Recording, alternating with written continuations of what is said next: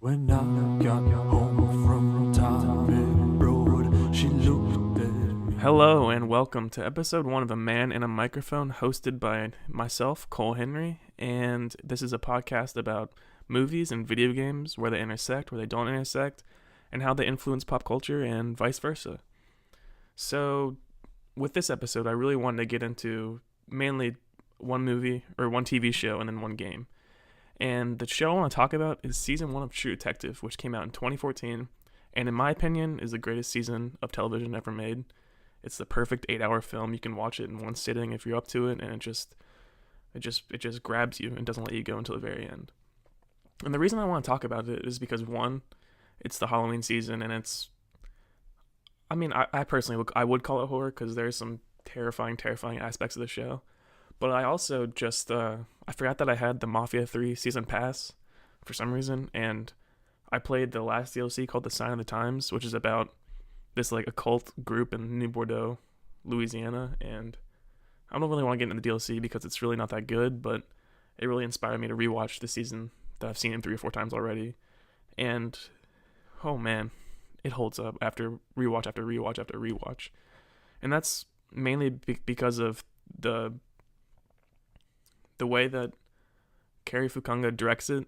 He directs all 8 episodes, which is awesome. It's like how in season 2 of Mr. Robot, Sam Esmail directed every episode, and it really gives the show a stark look, and it gives it the cinematography and the framing and the mise en scène and the blocking and everything its own feel, and it's consistent, and it's really, really, really good. And he lets shots linger. He is mastered a long take, and he really knows how to just eke out all the dread that is present in the show. And the script by Nick Pizzolatto is one of the best scripts ever written for television, which is, couldn't say the same about season 2, but that's a whole different story. And the acting with Woody Harrelson and Matthew McConaughey as the main detectives of the show, and Woody Harrelson plays Marty Hart and Matthew McConaughey plays Russ Cole. They're polar opposite characters, and seeing them clash theologically is awesome. When they talk about religion and the human condition, etc., is really, really, really intriguing. It makes for some very existential dialogue, and what's it called?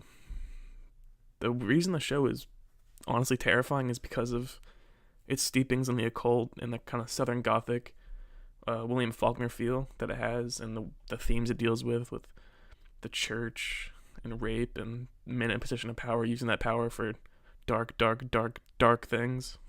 And I don't really want to get into a lot of spoilers, but there will be some light spoilers here, which is because I want to talk about episodes 4, 5, and 8, which are the standout episodes in the series for me. And the reason episode 4 stands out is because of the last 10 minutes. There's a single cut, long take, tracking shot through this ghetto where Russ Cole's undercover with a biker gang selling drugs, trying to get some intel, and shit goes sideways because the biker gang is racist, and that doesn't really fly in the ghetto.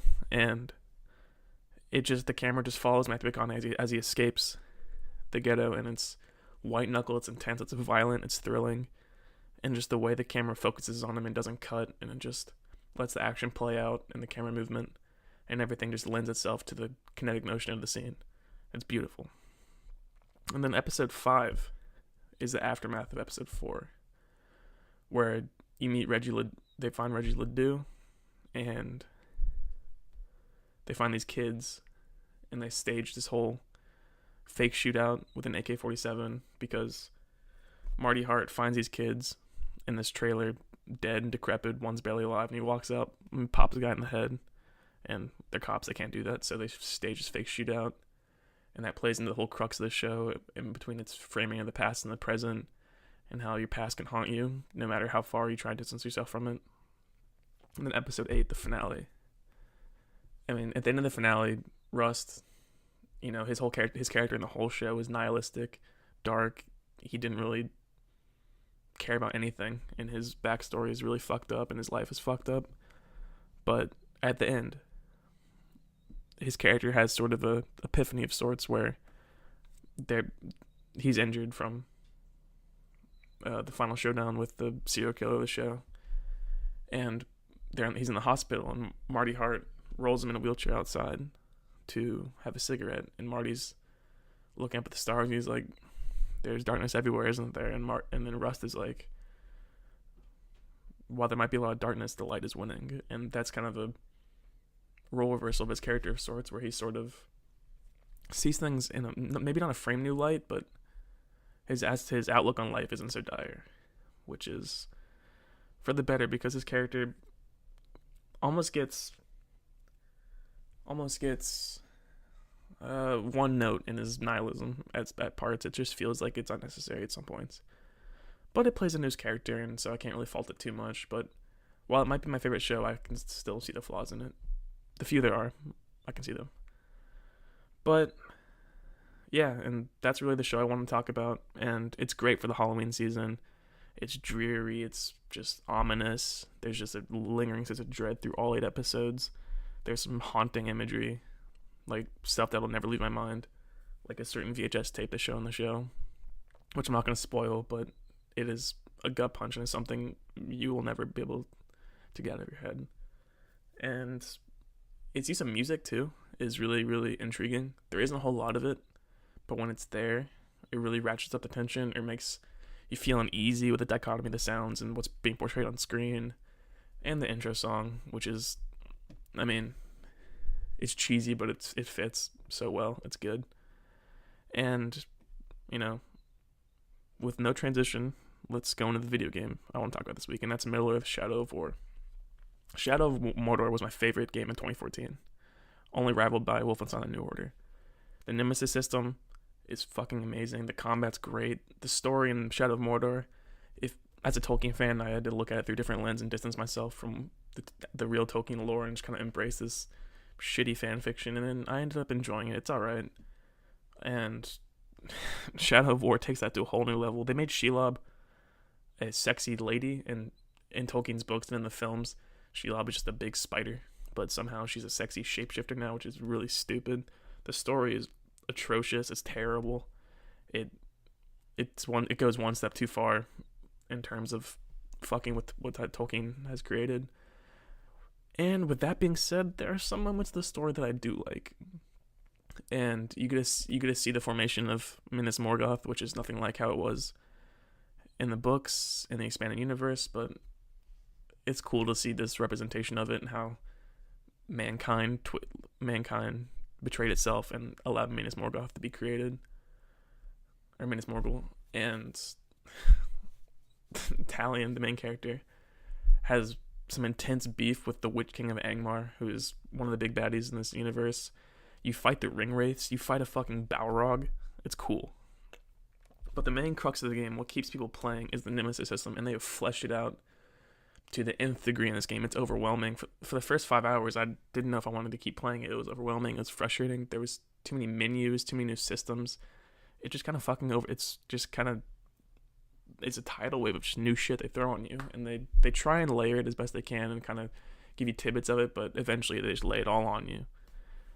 But once you get in the swing of things and are feeling it and have this Nemesis system and have all the new menus and new just additions, once you understand them, the game opens up and it's some of the most fun I've ever had in a video game. I'm going to be honest. It is the dynamic storytelling and the emergent storytelling with the Nemesis system and the orcs and stuff it's awesome. Like, for example, there was this guy I fought in the first 6 hours of the game, and he said you can't kill me. I don't die. I'm older than the dirt you stand on, etc. And so I'm like, okay, fuck you. I kill him. And then 2 hours later, I'm in a different world, and he comes out of nowhere and just challenges me to a duel. I kill him again, and then a few hours later, he finds me again and kills me and gets even more powerful. And then I was spellbound. We created our own, him and I, the character Talion, the player character, and this orc, we created our own story of revenge, of hunting, of the hunter becoming the hunted, and vice versa. And it's just really cool. And that's one of the many examples I have. And it might as well be an orc dating simulator, because each orc it's a fully fleshed character, and they have their own interests, they have their own dislikes, they have fears, they have the sense of humor, like all different. There's hundreds of voices. It's awesome.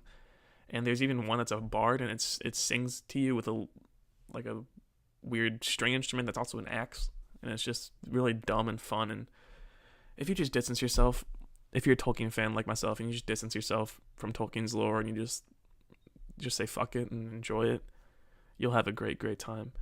But what I also want to get into are some of my flaws with the game, which is, for one, the loot box system, which I think people are blowing it out of proportion. I've played the game for about 10 hours, and I haven't had to use real money once. I haven't even bought a loot box. But supposedly in the end game, to get the real ending, you kind of may have to get some loot boxes to progress yourself further. But there have been contrasting ideals on that, because IGN's review by Dan Stapleton says he didn't buy one the whole time he played the game, and then in Polygon's review they kind of said you need it, and I think they went and retracted the statement. I'm not sure. I don't want to put words in anyone's mouth there. And I love both websites, but it just, I don't know. I think it was all blown out of proportion, and the dialogue of this game, and on Twitter and on all social media and on NeoGAF and stuff, has really just revolved around the loot boxes, and no one's talking about the game itself, which is a shame because this game is amazing. It really is. It is a great sequel in every aspect except for its story, because it builds on what the first game created. And I hope people, as the game gets in more people's hands and starts selling and etc., I hope people just stop the whole loot box discussion. I mean, it's a discussion worth having. It's an important discussion. Loot boxes are a weird system that prey on whales, and they prey on people with addiction complexes, and it's pretty much gambling in a sense. Well, not in a sense, it is gambling in my opinion. And I don't believe in the loot box system to begin with, especially when it's pay to win, when you pay for stuff that can make you a better player in the game. I don't mind it when it's all, like in Overwatch, it's all cosmetics and skins and etc. But like, for example, the Battlefront 2, it's pretty much pay to win, because in the beta there's loot boxes and you get new guns, you get new perks and stuff, and which is really fucked up. And with Shadow of War, you get orcs and you get legendary gear and you get loot and stuff, which is fine. And I just wish people would talk about the game that has been made and not the loot boxes that surround it, because the developers work their asses off. They're probably the last people who want loot boxes in this game. That's probably a publisher thing. That's Warner Brothers, I assume. But maybe I'm wrong. But still, I believe the developers and everyone who developed this game should be commended for the Nemesis system and this creation. It is astounding. It really is. It's the best system in video games. It's emergent. It's divergent. I don't know how they did it. I really don't. But with the building of the Nemesis system and the giving each orcs a character and a sense of humor and making them feel like real characters, it becomes uncomfortable in a sense, because you have to dominate the orcs to fight for you, and it's pretty much enslavement. And while yes, the orcs are embodiments of evil and they're pretty much worthless, and you're meant to kill them by the hundreds, it still feels wrong to dominate them. It doesn't feel right. And the Talion and his fucking elf ghost they're not good people. They're terrible. They're awful. They treat these orcs like shit, which, I mean, the other orcs, there's an argument to be had there, but still, it doesn't feel right to be the mechanic's called domination, and you enslave them and you send them out to die. And in the first few hours of the game, when you find a worm, which is an orc with a green label over its head, where you can get intel to find captains and war chiefs and stuff like that. After you get the intel, you just like pop their head with some fake dumb elf magic, and it's just, I don't know. I feel like people could probably say this better than I have, but it just doesn't feel right morally to do some of the stuff that you have to do in this game in order to have a good time. And I try and distance myself from that as much as I can, but it's becoming more and more uncomfortable. I'm going to keep playing it. I love the game. I stand by what I say. But you really just have to turn your mind off when you play it. But yeah, I totally recommend Shadow of War. I think everyone should pick it up. It's worth the $60. Skip the cutscenes. Just have fun diving into the systems and just create your own stories with some orcs, you know? And I'm picking up Evil Within 2 today, so I'll have more to say about that next week, but reviews are in so far, and they seem really good. and it seems like it built off the first one, which I played twice. I liked the first one. The story was batshit dumb, and people are saying the story in this one is better, and that's not saying much, but I'm excited to see it anyway. And if they're saying it's almost open world-ish, kind of like BioShock or The New Prey, where it's a big area you can explore, and I'm eager to see how they meld that into a horror game, because horror games are usually linear, because pacing is everything, so they wanted to create the scares and ratchet up music and etc. And I want to see how they do that in a game that's more emergent and open and has less constriction over the player. Maybe there are linear sections where a lot of the scares are, maybe it's randomized or something. I don't know. I guess I'll find out when I start playing it. And the day is coming. October 27th is coming. That is the day. That is the day where all games just fucking flood the market. We got Mario on that day, Wolfenstein on that day. I'm getting both. I'm excited for Mario. I'm ungodly excited for Wolfenstein. It looks so good. And The New Order is one of my favorite games of all time. I talked about it in episode 0.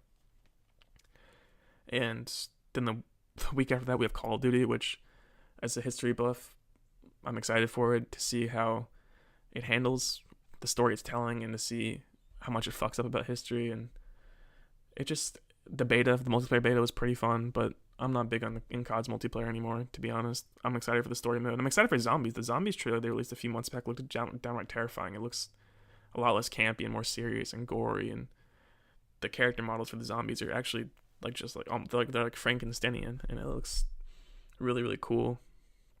I'm excited for that. I really am. And what other games are out this fall? I only really wrote down Evil Within 2, Mario, COD, and Wolfenstein in my notes. So maybe that's on me for not preparing as much as I should have, but that's what I'm really excited for this fall. Oh, Skyrim for the Switch. I'm excited to get that because I can play Skyrim on the go. It's gonna be a waste of $60 because I already have it on Xbox One with mods and stuff, but I'm a sucker for games on the go, so I'll definitely get that on the Switch. And that's gonna be the end of the actual episode itself, but I wanted to talk about what I have coming up. One, I want to start a question block where your listeners can tweet questions at the Twitter account for the show, or I'm setting up an email right now, which I'll talk about on Monday's show, where they can email questions.